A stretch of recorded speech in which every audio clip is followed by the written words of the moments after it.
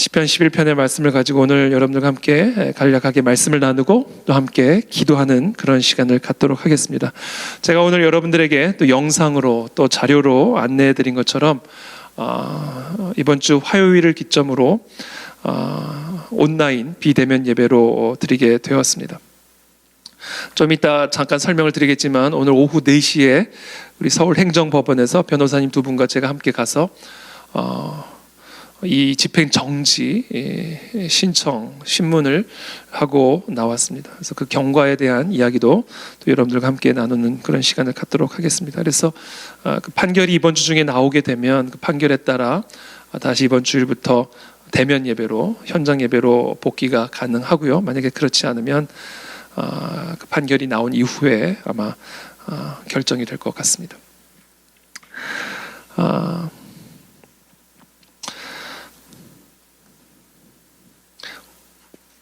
오늘 본문에 보시면 내가 여호와께 피하였거늘 너희가 내 영혼에게 새같이 네 산으로 도망하라 함은 어찌함인가.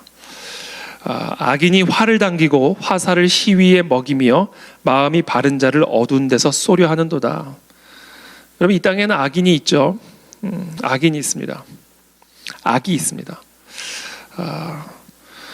그래서 우리는 이 땅에서 살아갈 때에 이 악인의 존재를 항상 염두에 두어야만 합니다. 사람의 마음 안에 있는 이 악을 염두에 두어야만 합니다. 악인이 의인을 향하여 활을 당기고 화살을 시위에 먹이며 마음이 바른 자를 어두운 데서 쏘려 하는 악인이 있음을 오늘 우리에게 말씀하고 있습니다. 3절에 터가 무너지면 의인이 무엇을 하랴? 그렇죠. 기초가 무너지고 있는데 터가 무너지고 있는데 의인이 할 수 있는 일이 뭐가 있겠습니까, 여러분? 나라의 기초가 무너지고 있고 교회의 기초가 무너지고 있고 온 땅이 흔들리고 있는데 그 땅 위에서 살아가는 의인이 할 수 있는 일이 아무것도 없습니다. 악인이 활을 당기고 악인이 화살을 시위에 먹임으로 마음이 바른 자를 어두운 데서 쏘는 그것이야말로 그 땅의 기초가 무너지고 있는 모습이고 그 땅의 터가 무너지고 있는 그런 모습인 것이죠. 그런 상황 속에서 과연 의인이 할 수 있는 일이 무엇이 있겠는가?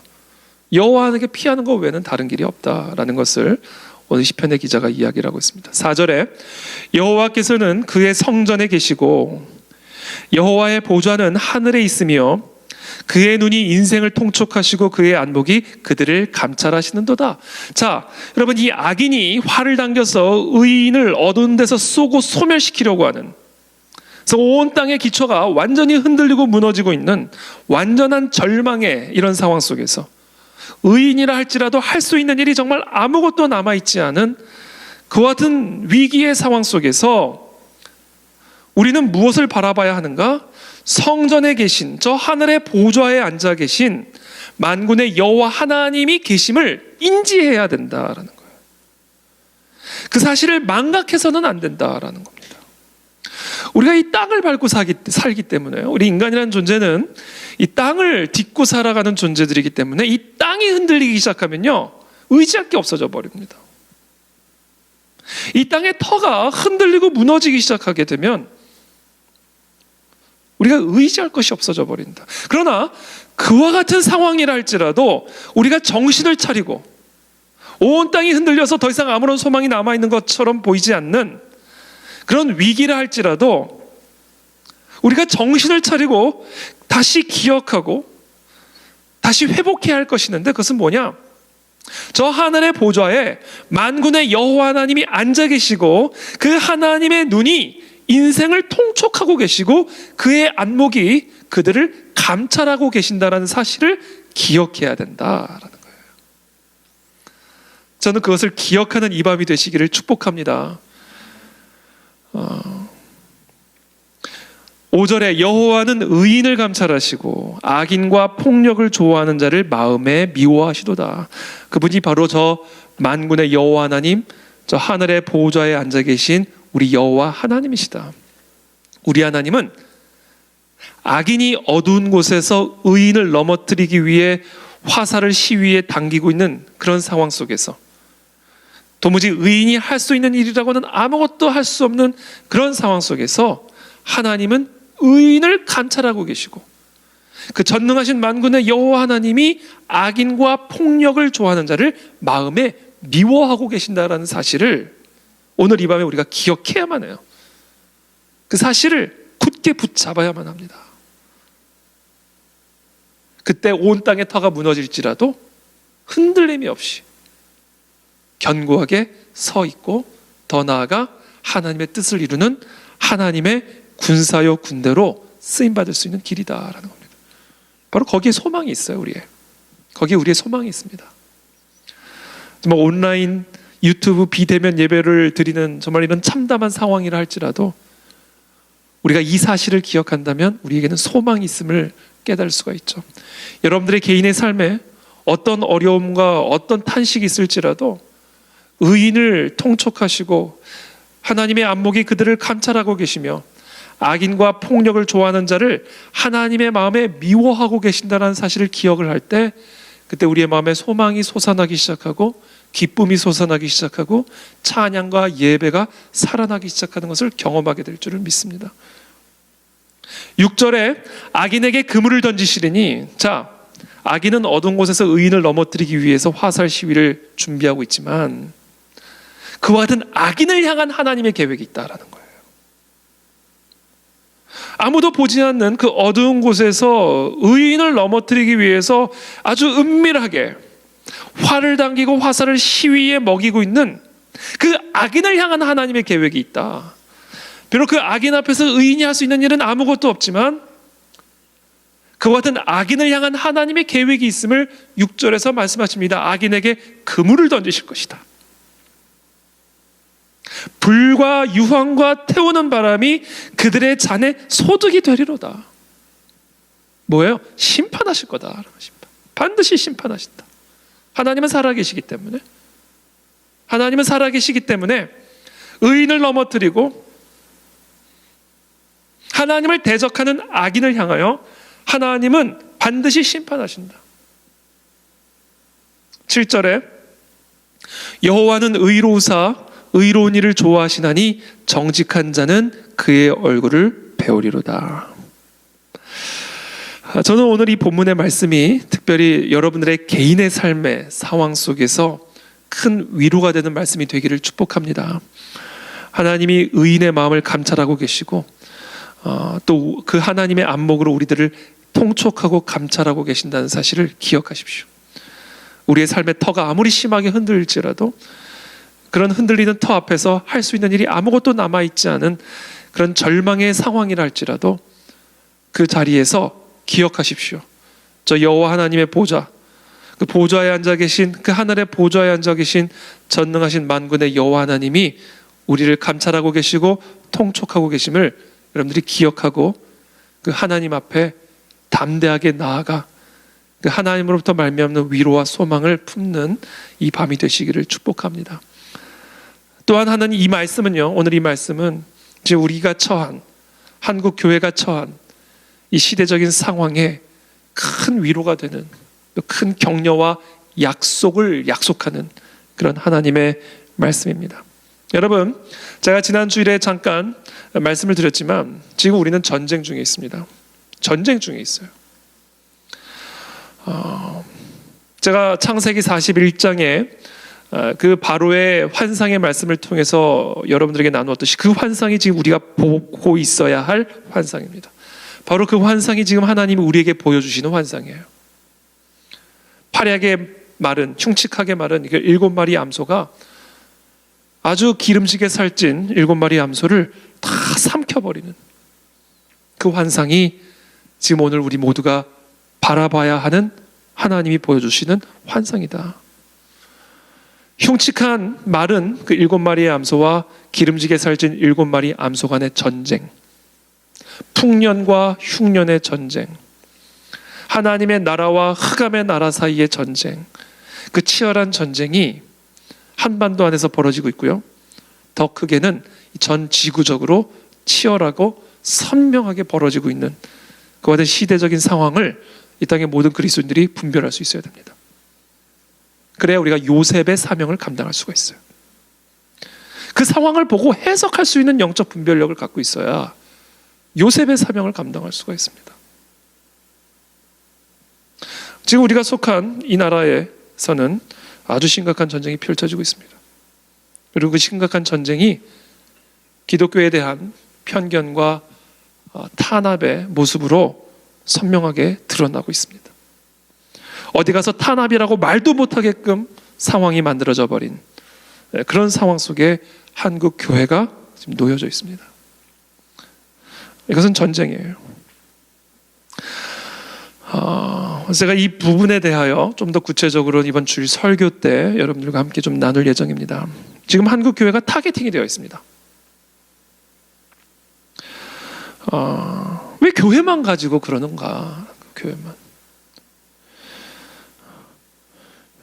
교회에서 확진자가 많이 나왔기 때문이라는 거예요.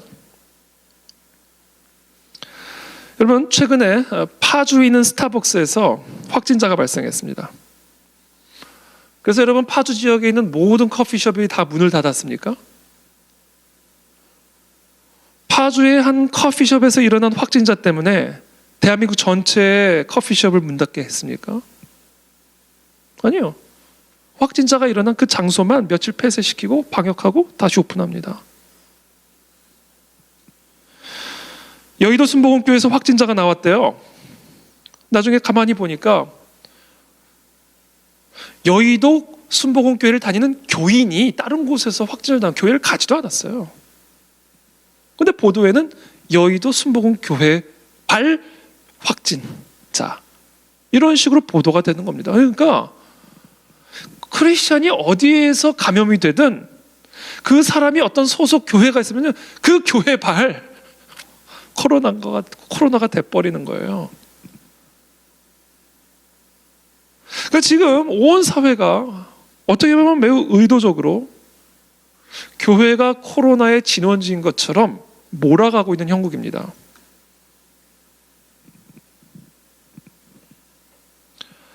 오늘 재판에 다녀왔습니다. 두 분의 변호사님과 제가 함께 이 집행 정지 처분을 위해서 함께 다녀왔습니다. 근데 그 반대쪽에서 이제 서울시와 보건복지부에서 이제 나와서 이제 반론을 펼치는데, 최근에 8월 14일을 기점으로, 참 신기하죠? 8월 14일을 기점으로 특별히 교회를 중심으로, 어떤 특정 교회를 중심으로 급격하게 지금 확진자 수가 늘어나고 있기 때문에 교회를 막아야 된다라는 거예요. 아니, 그 교회만 막으면 되지. 왜 대한민국 전체의 교회를 막아야 되냐는 거예요. 그래서 제가 판사님에게 어떤 말씀을 드렸냐면, 그 확진자가 급증하는 그 수만 보지 마시고 퍼센티지를 한번 판단해. 그 보건복지부에서 그 퍼센티지를, 데이터를 달라고 요구해 달라고 제가 부탁을 드렸어요. 여러분, 예컨대 오늘 그 코로나 검진을 100명을 했다고 가정해 보시죠. 100명을 검진을 했는데 거기서 10명이 나왔어요. 근데 그 다음 날에는요, 100명을 검진한 게 아니라 1000명을 검진했다 치죠. 1000명을 했는데 100명이 나왔어요. 퍼센테이지로 따지면 똑같아요. 근데 10명과 100명의 차이가 느껴지잖아요. 그러니까 검진을 많이 하면요, 확진자도 많이 나와요. 그러니까 단순히 그 수만을 가지고 판단을 해서는 안 된다라는 거죠. 비율을 봐야죠. 비율을 볼 뿐만 아니라 사망자의 수가 늘어나는지도 봐야죠.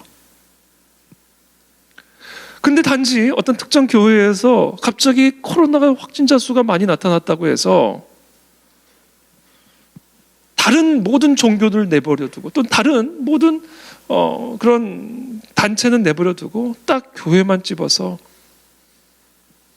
예배를 금지시키는 이와 같은 조치들은 도무지 납득할 수 없는 그런 조치들이죠. 왜 그런 일들이 일어날까? 물론 표면적으로는 선명하게 드러나지 않아요. 그러나 그런 조치들을 이 정부가 지금 펼치고 있는 이유는 지금 정부와 교회가 전쟁이 붙었어요. 교회가 지금 정부가 이 나라를 끌고 가는 방향에 대해서 제동을 걸고 있기 때문에 그래요.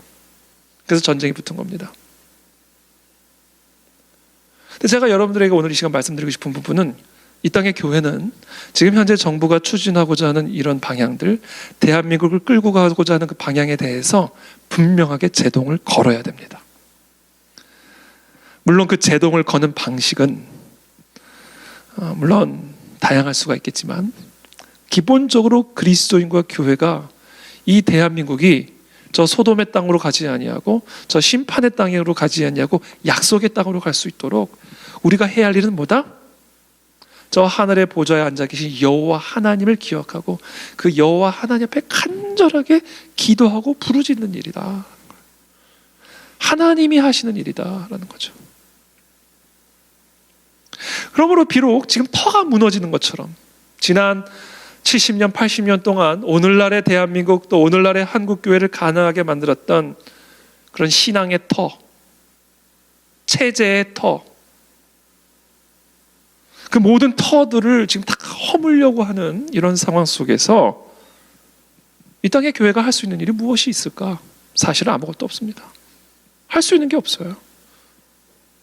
그러나 그런 상황 속에서 우리가 무엇을 기억해야 하는가? 오늘 시편의 기자는 우리의 마음과 생각과 우리의 모든 시선을 저 하늘의 보좌에 앉아 계신 만군의 여호와 하나님에게 집중하고 그 하나님에게 기도와 간구로 구할 것을 권면하고 있는 것입니다. 왜냐하면 하나님은 의인을 감찰하고 계시는 분이시오. 악인을 그리고 그 악인의 폭력을 마음에 미워하시는 분이시기 때문에 그래서 하나님은 그 악인들을 향한 계획을 갖고 계시고 그들의 계획이 완전히 실현되고 성취되지 못하도록 그물을 던지실 것이기 때문에 아무것도 염려하거나 두려워하지 말고 또는 우리 개인의 힘으로 무언가를 뒤엎으려고 하는 그러한 자세로 나아가는 것이 아니라 겸허하고 겸손하게 만군의 여호와 앞에 기도하며 각자의 처소에서 그 하나님의 역사를 하나님의 구원하심을 기다리며 기도하며 나아가는 그런 자세가 오늘날 우리 가운데 회복되어야 한다라는 것을 우리에게 말씀하고 계십니다. 여러분, 하나님은 구원자이십니다. 그리고 하나님은 심판자이십니다. 그 하나님을 신뢰하십시오. 그 하나님이 이 흔들리는 터를 새롭게 세워주실 줄을 믿습니다. 판사님은 우리 교회의 입장을 충분히 받아들이시는 그런 분위기였습니다. 그분이 크리스찬이신지 아니신지는 제가 정확하게는 알 수 없었습니다만 판사님은 지금 교회만 특별히 타겟팅이 되는 이 부분에 대해서 이 교회가 갖고 있는 이 억울함과 안타까움과 또 불만을 충분하게 이해하셨고요. 어떻게 보면 매우 우리 쪽에 우호한 것처럼 우호적인 것처럼 그렇게 반응을 보이셨습니다. 그런데 제가 오늘 가서 느낀 점은 이 재판이요, 판결이요, 순수하게 법리적 논거로만 이루어지는 것 같지는 않아요. 물론 그것이 뒷받침이 되지 않으면 그건 재판이 아니죠. 이 사회적인 여론이 분명히 영향을 미칩니다. 법원도 압박을 받아요. 만약에 이렇게 풀어줬다가 갑자기 교회 안에서 확진자 수가 급증을 하면요, 교회는 둘째치고 그 판사와 법원이 사회적 그 비판의 문매를 그냥 그대로 다 받아야 되는 거예요. 그거는 사실상 어마어마한 압박이고 부담이죠. 그래서 판사님이 말씀하시는 거예요. 조금 추이를 보고 결정을 하면 어떻겠냐. 우리 쪽에서는 당장 이번 주일부터 예배를 온전하게 우리가 드릴 수 있도록 정부 지침을 해제시켜 주실 것을 요청을 했지만 판사님의 입장에서는 지금 확진자 수가 좀 최근에 지난 한 주간 급증하는 사태를 보여주었으니까 만약에 지금 이렇게 해제를 시켜가지고 모든 교회들이 다 예배를 드리게 되면 자칫 안 그래도 지금 약간 위험한 상황에 또 이번 주말이 고비라고 하는 그런 상황에 확진자 수가 더 급증하게 되게 되면 교회도 부담이 되고 또 그렇게 말씀은 안 하셨지만 법원도 부담이 되니까 한번 이번 주말 고비를 잘 넘기고 다음 주 중에 최종적인 판결을 내리면 어떻겠냐라고 제안을 해주셨습니다. 그리고 우리는 일단 그렇게 말씀을 듣고 나왔어요. 그래서 어떻게 될지는 모르겠어요. 근데 제 생각에는, 제 느낌에는 아마도 이번 주가 내일 또는 이번 주말에 판결을 내리기는 분위기상 쉽지는 않겠다. 다음 주 중에 추이를 보고 조금 이게 누그러드는 그런 모습이 되면 아마도 좋은 결과를 내리지 않을까라는 그런 조심스러운 전망을 하게 됩니다. 오늘 질병관리본부에서 몇 가지, 정은경 우리 질병관리본부장이 몇 가지 이렇게 말씀을 하셨는데, 일단 지금 우리가 2단계 사회적 거리두기 2단계가 되었죠.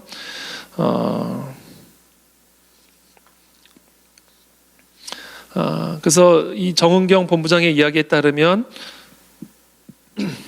지금 특별히 휴가철을 맞아서 전국적인 이동이 늘고요, 또 수도권 유행이 전국에 확산될 그런 위험이 큰 상황이기 때문에 이번 주말이 고비가 될 것이라고 이야기를 합니다. 그래서 만약에 이번 주말을 넘기면서 이 확진자 수가 줄어들지 않고 오히려 더 심각하게 급증을 하게 되면 3단계 사회적 거리두기를 검토할 수밖에 없다라고 이야기를 했습니다. 이 3단계 사회적 거리두기가 시행이 되면 사실상 모든 10명 이상의 모임은 다 금지가 되는 거예요. 그래서 결혼식도 할 수 없어요. 가족도 심지어 한 곳에 모이기 어려운 그런 상황이 돼버립니다. 학원, 영화관, 실내 체육시설, 국민 일상과 밀접한 모든 시설까지 집합 금지 조치를 실시하게 됩니다. 완전히 온 세상이 사실상 모임 금지 상태가 돼버리는 것이죠. 그래서 오늘 이 밤에 저희 여러분들이 함께 좀 기도해야 할 부분은요, 이번 주말 고비가 잘 넘어갈 수 있도록, 그래서 코로나가 더 증가되지 않고 수그러들 수 있도록 오늘 이 밤에 우리가 정말 간절하게 기도해야 합니다. 그러면 다시 회복이 될 수가 있고요. 또 지금 코로나 백신도 그렇고 치료제도 지금 개발되고 있는, 조만간 출시될 것으로 보이고 있기 때문에 이런 시간이 그렇게 길게 가지는 않을 거라고 저는 기대를 하고 있습니다. 그래서 우리가 하여튼 이번 주말 고비를 잘 넘겨서 이 코로나 때문에 우리가 예배가 중단되거나 또는 이 코로나 때문에 교회가 정말 핍박을 받고 탄압을 받는 이런 상태가 유지되지 못하도록 하나님 이 코로나를 거두어가 주시고, 하나님 이 땅의 모든 흑암과 어둠의 영적 세력들도 이 코로나와 함께 소멸되어지는 그런 회복의 은혜, 부흥의 역사를 허락하여 주시옵소서 라고 오늘 이 밤에 우리가 좀 함께 기도하면 좋겠습니다. 마지막으로 한 가지 오늘 여러분들께 좀 말씀드리고 싶은 부분은, 그렇다면 이런 시간에 우리가 어떤 자세로, 어떤 태도로 보내야 할까? 여러분, 이 모이는 것이 다가 아니죠.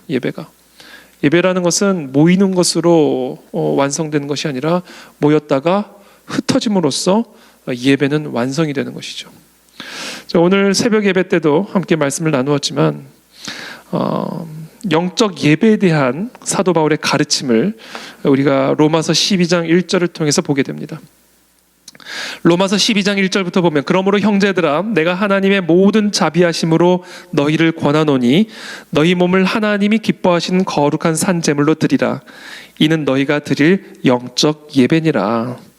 우리가 흔히 예배를 생각한다면 우리가 함께 모여서 함께 찬양을 하고 떡을 떼는 이와 같은 예배만을 생각하지만, 제가 항상 강조했듯이 그것은 예배의 시작이지, 예배의 완성은 우리의 가정에서 이루어지는 것이고, 우리의 직장에서 이루어지는 것이고, 우리의 일상의 삶의 현장에서 예배는 완성되어진다라는 사실을 제가 항상 강조했습니다. 오늘 이 본문에 따르면 우리가 드릴 영적 예배의 핵심은 우리의 몸을 하나님이 기뻐하시는 거룩한 산 제물로 드리는 것이다 라고 말씀하고 있습니다. 그래서 저는 어쩌면 우리가 모이지 못하는 이번 한 주간의 시간 동안 우리가 다시 한번 기억하고 생각하고 회복해야 할 것은, 우리의 일상의 삶에서 나는 과연 나의 몸을 하나님이 기뻐하시는 거룩한 산 제물로 드리는 영적 예배자의 삶을 살아가고 있는가를 한번 점검할 수 있게 되기를 바랍니다.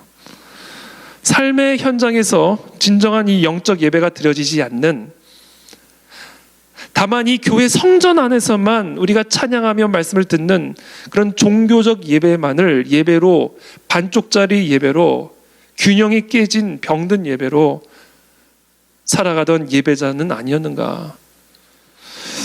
정말 나는 나의 가정에서 나의 몸을 하나님이 기뻐하시는 거룩한 산제물로 드리는 영적 예배자로 살았는가? 정말 나는 나의 직장에서 나의 몸을 하나님이 기뻐하시는 거룩한 산제물로 드리는 그런 일상의 삶을 살아왔는가? 그렇지 않고 나는 그저 이 예배당에서 말씀을 듣고 찬양하는 종교적 예배로만 살아가는 그런 반쪽짜리 예배자는 아니었는가? 저는 이번 기회를 통해서 오히려 그동안 우리가 잃어버렸던 예배를 회복할 수 있는 그런 시간이 되시기를 예수님의 이름으로 축복합니다. 그래서 2절에 너희는 이 세대를 본받지 말고 오직 마음을 새롭게 함으로 변화를 받아 하나님의 선하시고 기뻐하시고 온전하신 뜻이 무엇인지 분별하도록 하라. 이 세대를 본받는 그런 우리의 마음은 있지 않았는지. 그래서 교회에서는 예배를 드리는 예배자였지만 우리의 삶의 현장으로 돌아갔을 때는 그 세대를 그대로 본받아 살아갔던 세상에 속한 사람은 아니었는지, 나도 모르게 세상의 습관과 나도 모르게 세상의 문화와 나도 모르게 세상의 가치관에 물든 채로 교회 안에서만 제의적으로 종교적으로 예배를 드리는 그런 병든 예배자는 아니었는지,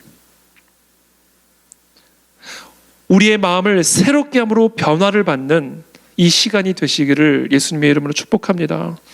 하나님의 선하시고 기뻐하시고 온전하신 뜻이 무엇인지 분별하여 우리의 삶의 현장에서, 우리의 가정 안에서, 우리의 골방 안에서, 우리의 사무실 안에서, 우리의 일상의 삶의 그 현장 안에서 하나님의 기뻐하시고 선하시고 온전하신 뜻이 무엇인지 분별하여 그 뜻을 위하여 우리의 몸을 산 제물로 드리는 그런 영적 예배자로 회복될 수 있도록 하나님 이 기간 동안 우리의 마음을 새롭게 변화시켜 주시옵소서. 저는 어쩌면 이것이 오늘 우리에게 허락한 이 현장 예배의 방학이 담고 있는 의미는 아닐까. 현장에서 나아가, 현장 예배, 이 예배당에서 나아가 우리의 삶의 현장에서 무너진 예배를 회복하라. 그것을 위해 마음의 변화를 새롭게 함으로 받아라. 그래서 나도 모르게 그동안 세상에 오염되었고 세상에 물들어 있었던 우리의 생각, 우리의 삶, 우리의 가치관을 다시 한번 변화를 받아 다시 한번 하나님 앞에 거룩하고 구별된 의로운 정직한 자가 되라 라는 하나님의 메시지가 이 현장 예배 방학 기간에 담겨진 하나님의 뜻이 아닐까. 그것을 통해서, 그와 같은 의로운 자의 회복을 통해서 하나님은 오늘 이 시편 11편의 말씀처럼 하나님의 의로운 일을 행하실 것이고, 결국은 이 터를 흔들고 있는, 이 땅의 모든 터를 무너뜨리고 있는 이 땅의 흑암의 영, 흑암의 세력을 향한 하나님의 심판을 행하실 것을 우리에게 말씀하고 있습니다. 그러므로 오늘 이 밤에 우리가 함께 기도하며 나갈 때 먼저는 하나님, 우리의 마음을 새롭게 함으로 변화를 받게 도와주십시오. 우리가 너무나 지나치게 어떻게 보면 균형이 깨질 만큼 우리의 일상의 삶에서의 예배는 내팽개치고 그저 이 예배당 안에서 드려지는 제의적 예배에만, 종교적 예배에만 마치 그것이 예배의 전부인 양 우리의 삶의 제사가 내팽개쳐 있는 그런 상태는 아닌지, 하나님 오늘 이 밤에 우리의 마음을 새롭게 함으로 변화를 받게 도와주시옵시고, 우리도 모르게 우리 안에 오염되어 있는 이 모든 세상의 가치관들과 세상의 더러운 죄악들이 씻김을 받고 진정한 영적 예배가 회복이 되어지는 이 밤이 되게 하여 주시옵소서. 이 시간 우리가 함께 먼저 그것을 위해서 기도하며 나가는 시간을 갖기를 원합니다. 함께 우리 반주에 맞춰서 함께 기도하며 나가도록 하겠습니다. 우리